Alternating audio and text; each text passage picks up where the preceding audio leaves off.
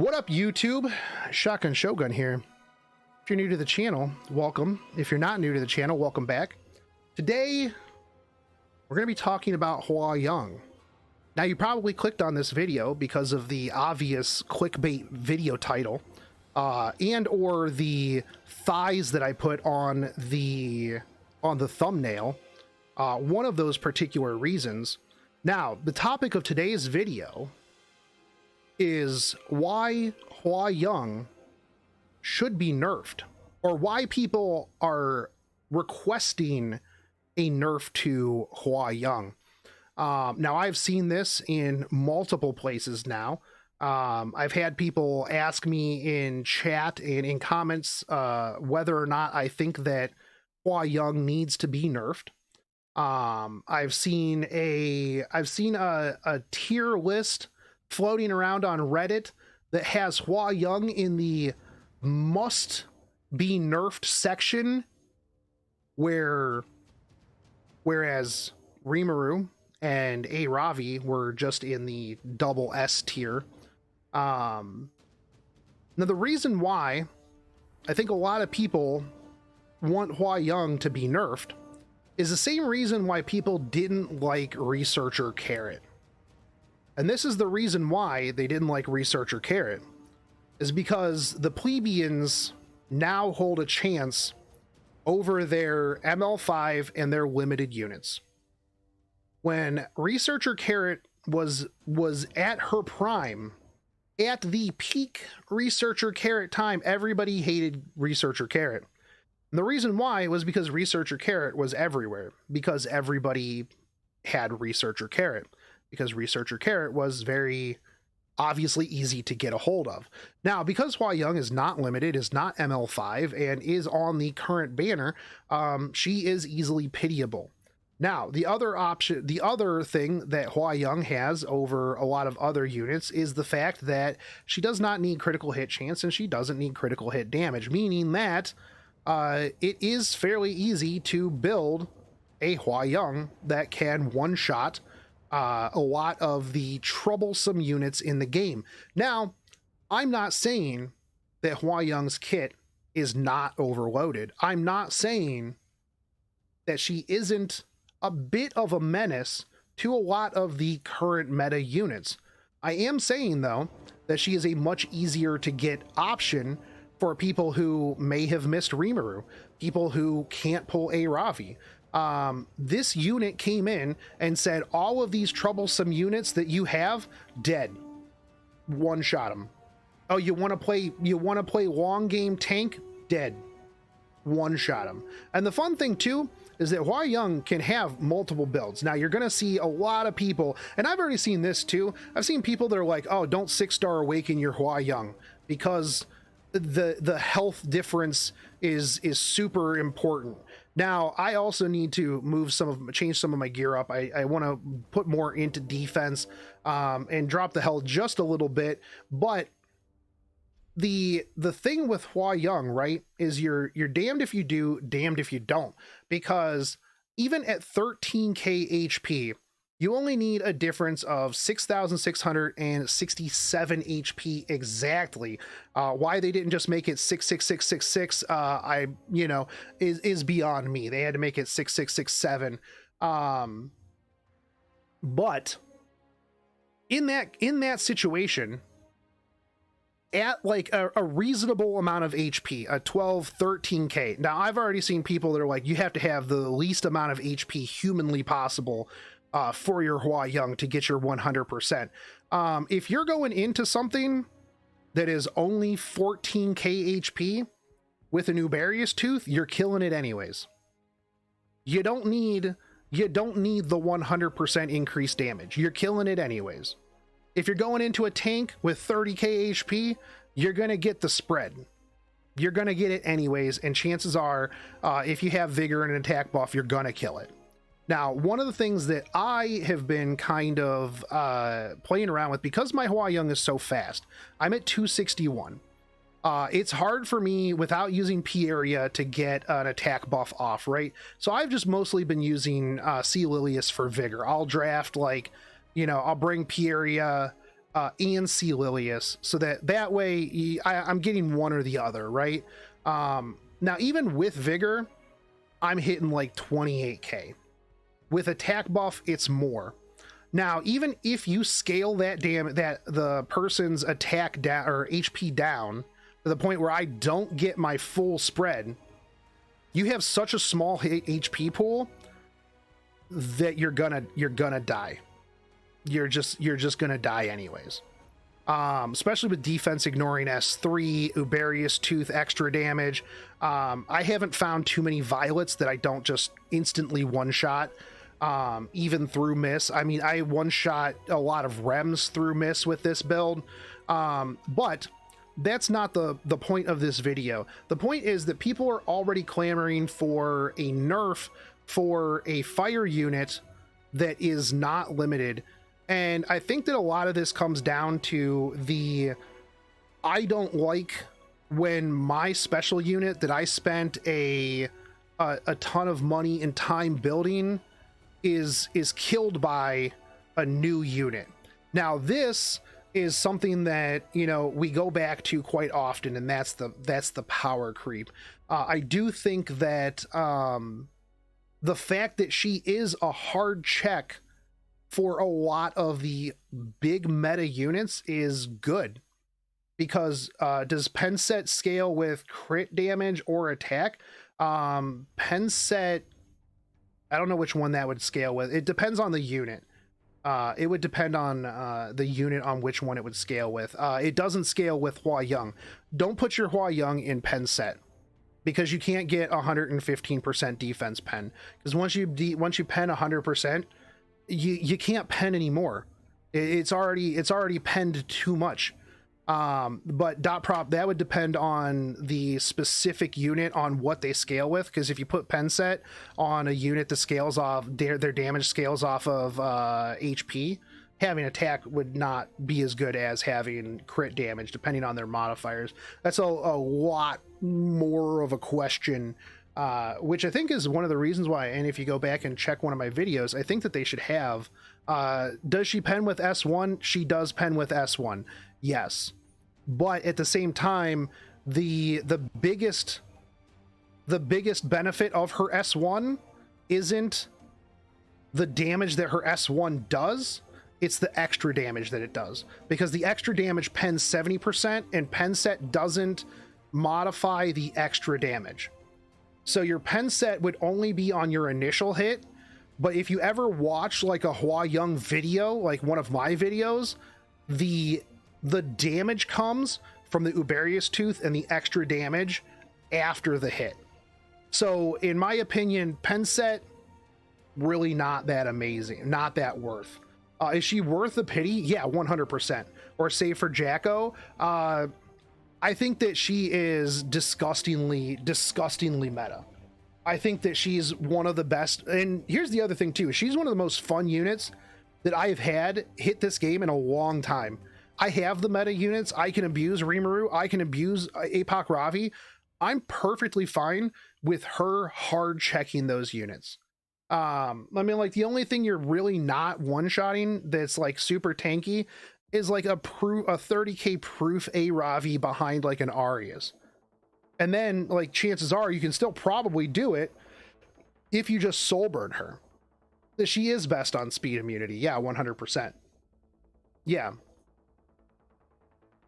Easily best fire unit. Rimuru best green unit. Yeah, I mean, she hard checks Rimuru's. Now I've seen people, they're like, oh well, you know, if you don't have certain amount of HP, you're not going to be able to kill in one shot a Rimuru. If a Rimuru is less than 20k HP, chances are you're killing it regardless.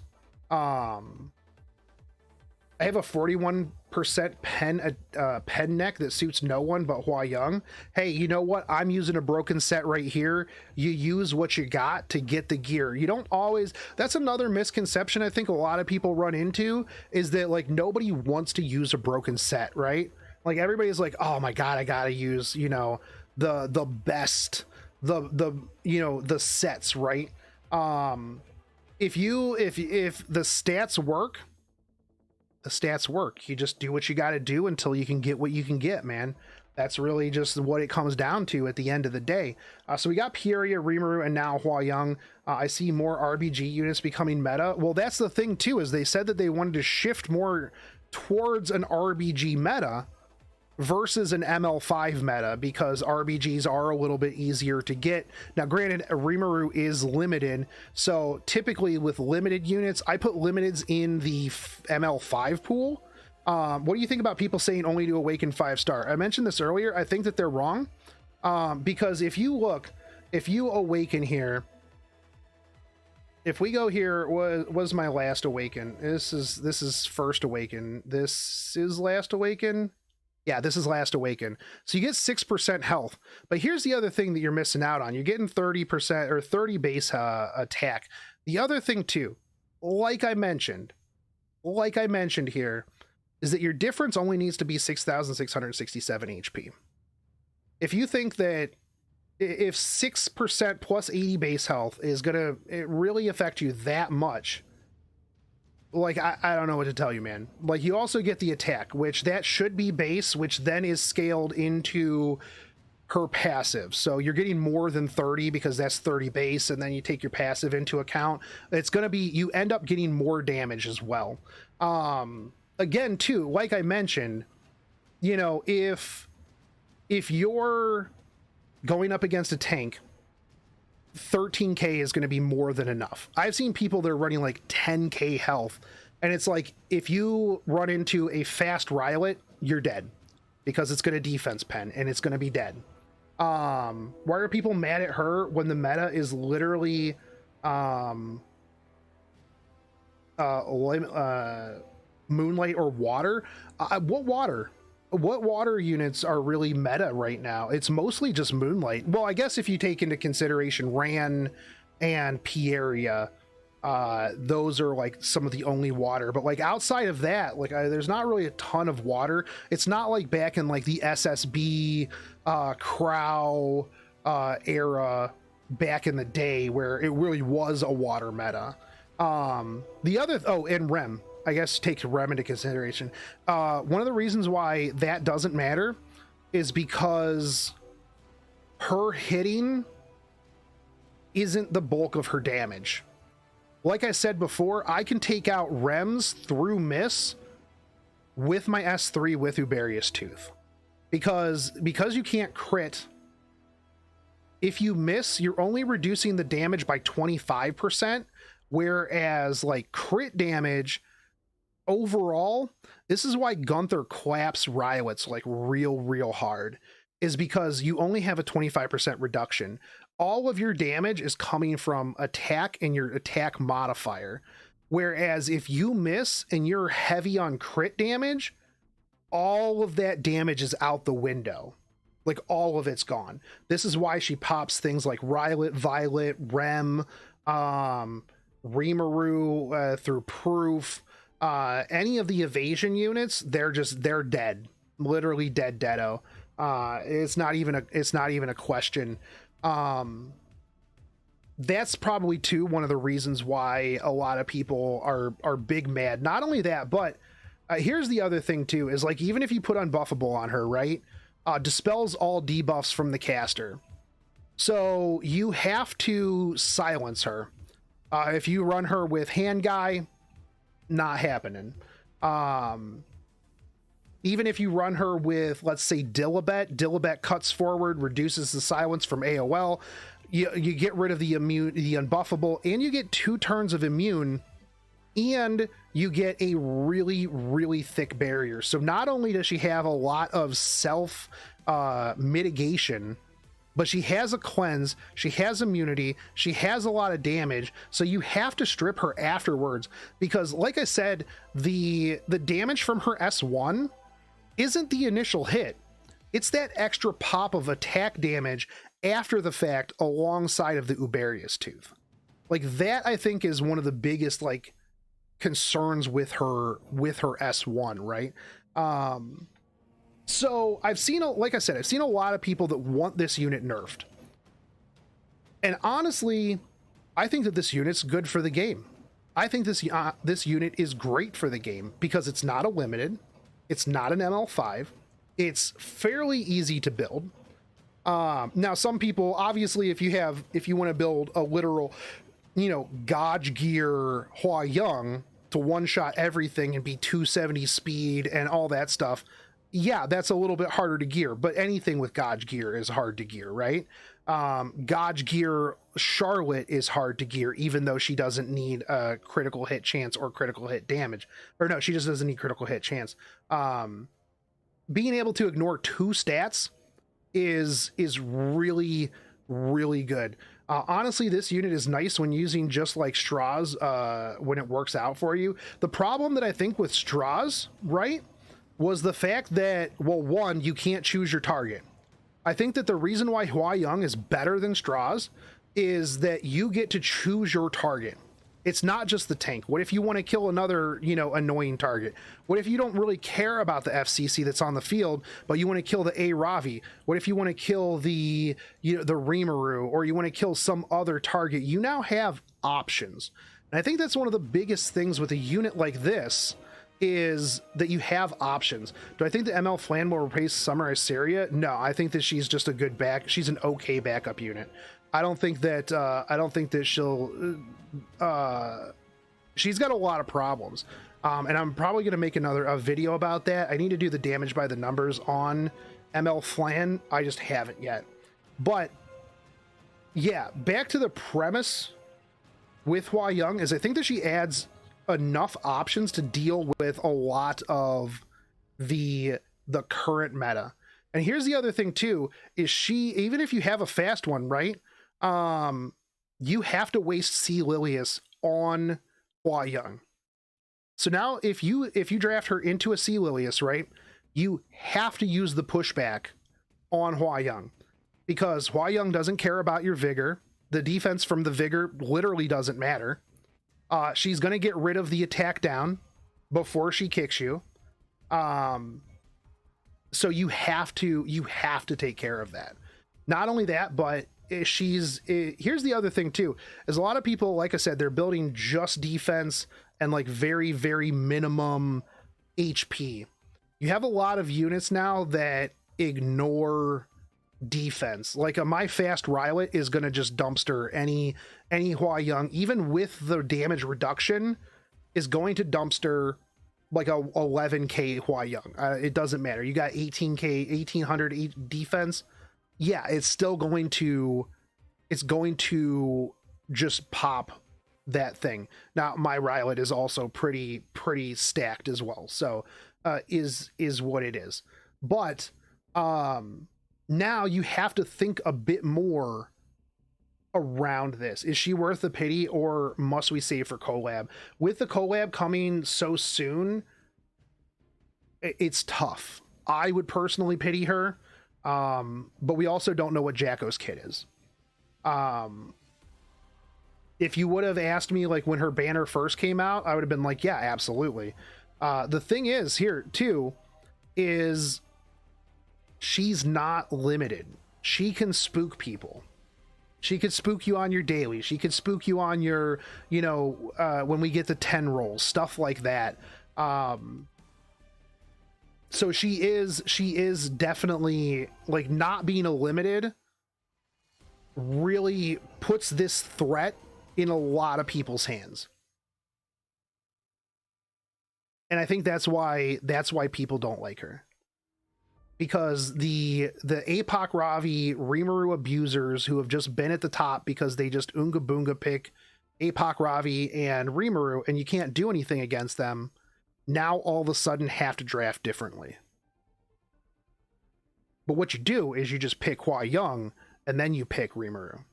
And then what are they going to do?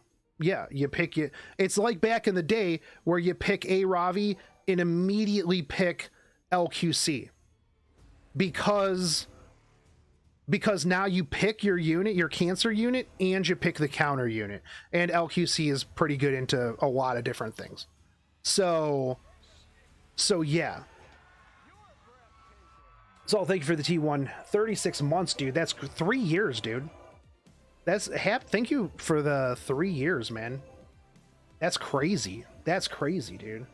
But that's why I think a lot of people want her nerfed, and I think that those people are just salty that their limited ML5 units are no longer as Unga Bunga free wins as they used to be. Spicy hot take. Yeah. As always, if you guys like this content, like, fave, subscribe, comment down below. Tell me how much you hate this instead of just being the two dudes that thumbs down my videos as soon as they come out. You know I'm the only one who can see those, right? You know I'm the only one who can see those. I'll catch you guys on the next one. Peace.